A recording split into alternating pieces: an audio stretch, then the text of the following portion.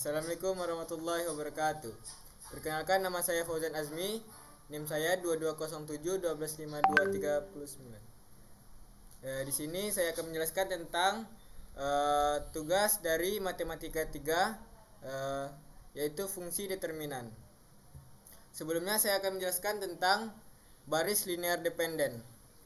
Baris linear dependen adalah baris dalam sebuah matriks yang dapat dinyatakan sebagai kombinasi linear dari baris-baris lainnya. Dalam konteks matriks, jika terdapat baris yang dapat diperoleh dengan mengalihkan beberapa konstanta dengan baris-baris lainnya dan menjumlahkannya, maka baris tersebut dikatakan linear dependen.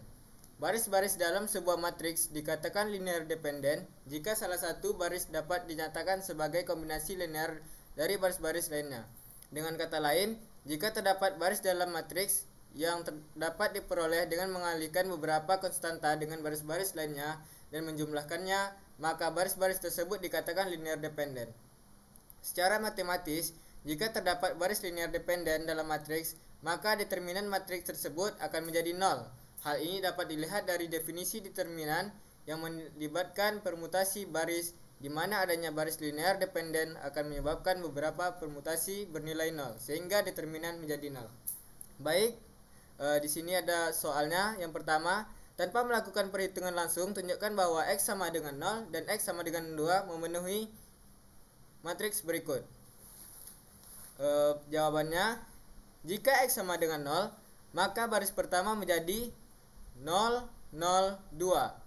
Jika X sama dengan 2, maka baris pertama menjadi 4, 4, 2.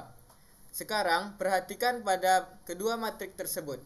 Jika disubstitusikan nilai X sama dengan 0 dan X sama dengan 2 pada baris kedua, tidak ada pengaruh pada baris kedua, yang tetap 2, 1, 1. Terakhir, perhatikan pada baris ketiga matriks tersebut.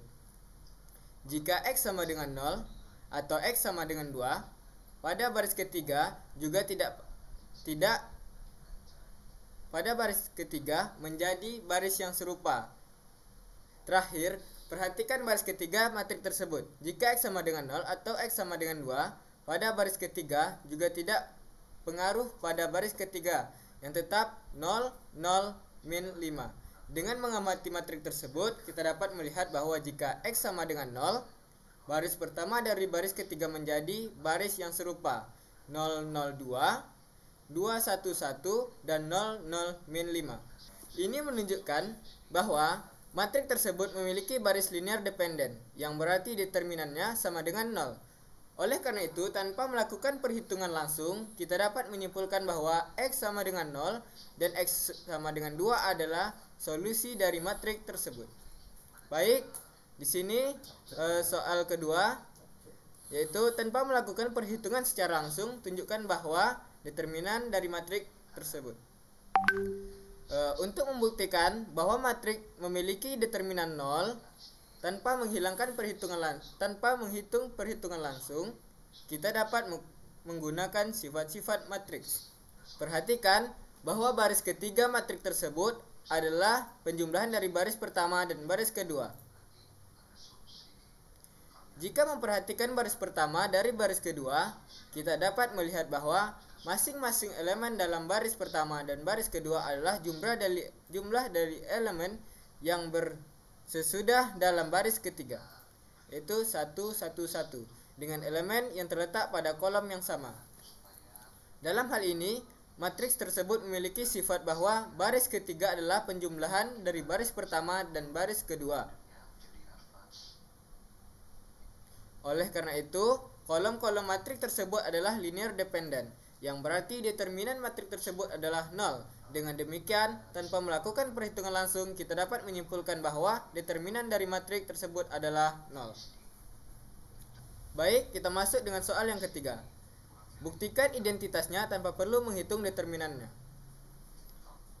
Di sini, untuk membuktikan identitas tersebut tanpa menghitung determinannya, kita dapat melakukan manipulasi matriks dengan memperlihatkan sifat-sifat operasi matriks. Yang pertama, kita dapat membagi setiap baris pada matriks tersebut. Di sini, namun perhatikan bahwa dalam setiap baris elemen pertama pada matriks pertama adalah A1, kedua B1 dan elemen ketiga adalah A1 tambah B1 tambah C1. Oleh karena itu, kita dapat menyederhanakan matriks sebagai berikut.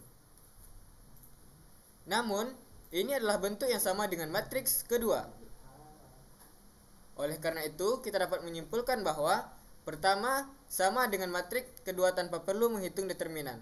Dengan memperlihatkan sifat-sifat matriks, kita dapat membuktikan identitas tersebut tanpa menghitung determinan matriks.